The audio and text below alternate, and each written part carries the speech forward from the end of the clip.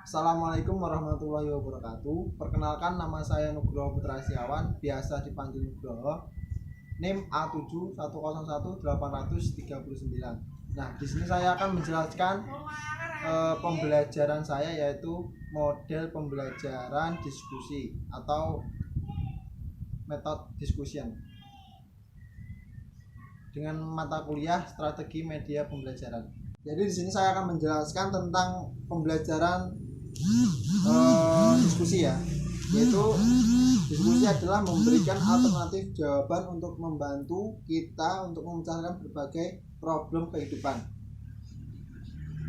Jadi diskusi juga mempunyai tujuan untuk memberikan motivasi kepada siswa agar dapat berkomunikasi secara lisan, memberikan kesempatan kepada peserta didik untuk menggunakan pengetahuan dan informasi yang telah dimilikinya, mengembangkan sikap saling hormat, menghormati, dan tegang rasa terhadap keagamaan pendapat orang lain dalam rangka mengembangkan kecerdasan interpersonal siswa itu sendiri.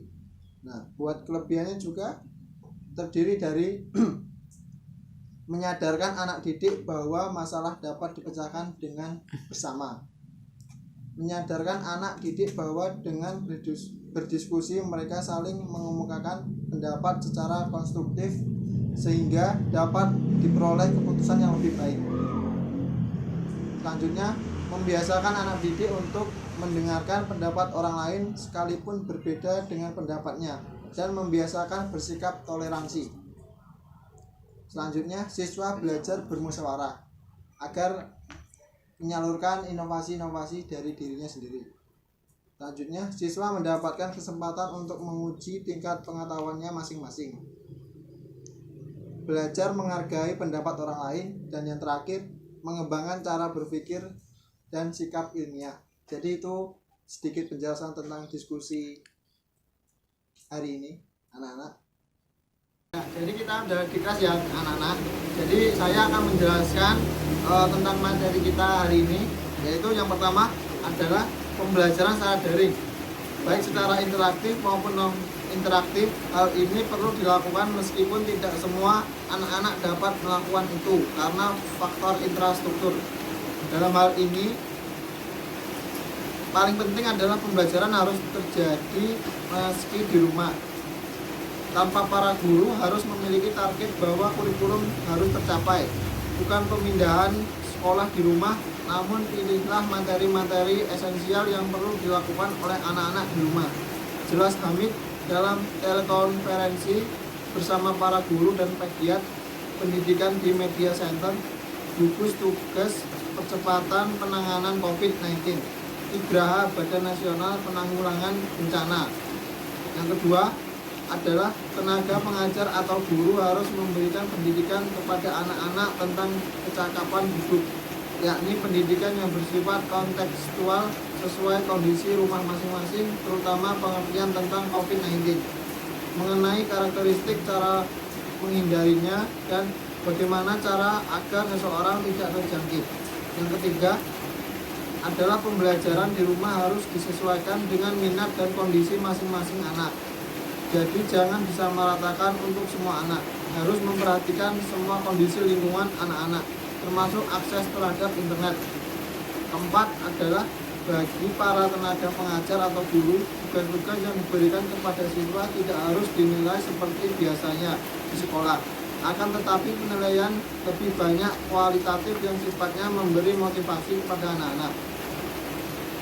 Dan juga dapat dijelaskan terdapat beberapa kelompok pembelajaran yang diselenggarakan di sekolah selama pandemi COVID-19, yakni sekolah yang menyelenggarakan pembelajaran jarak jauh secara penuh dan memanfaatkan berbagai platform pendidikan daring, sekolah yang masih menerapkan semi daring, yang mana tugas dikirim melalui aplikasi pesan dan tidak ada interaksi langsung, dan yang tidak memiliki akses internet, listrik maupun televisi. Strategi ini dimunculkan berdasarkan tema hari ini ya, anak-anak. Sekian materi yang saya sampaikan. Untuk selanjutnya kalian bisa berdiskusi terlebih dahulu, nanti bisa ditanyakan apabila kurang jelas dan lain-lainnya. Terima kasih. Baik, terima kasih.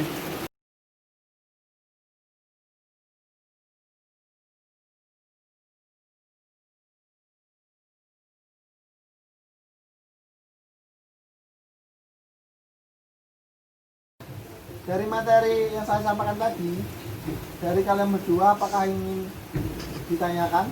Saya Pak izin bertanya Ya, Pak. Iko, apa pertanyaannya? Sebutkan contoh aplikasi yang efektif di masa pandemi sekarang ini guna mendukung pembelajaran daring Pak. Oh, jadi aplikasi yang mendukung untuk saat ini adalah yang pertama itu ada Zoom, yang kedua ada psikologi, yang ketiga ada Skype, yang keempat ada Google Classroom dan lain-lainnya, masih banyak lagi. Tergantung kita ingin menggunakan yang mana. Baik Pak, terima kasih Pak atas jawabannya. Sama. Ya, sekian dulu dari materi yang saya sampaikan. Semoga bermanfaat untuk teman-teman semua. Apabila saya ada salah kata, mohon maaf sebesar-besarnya. Wassalamualaikum warahmatullahi wabarakatuh.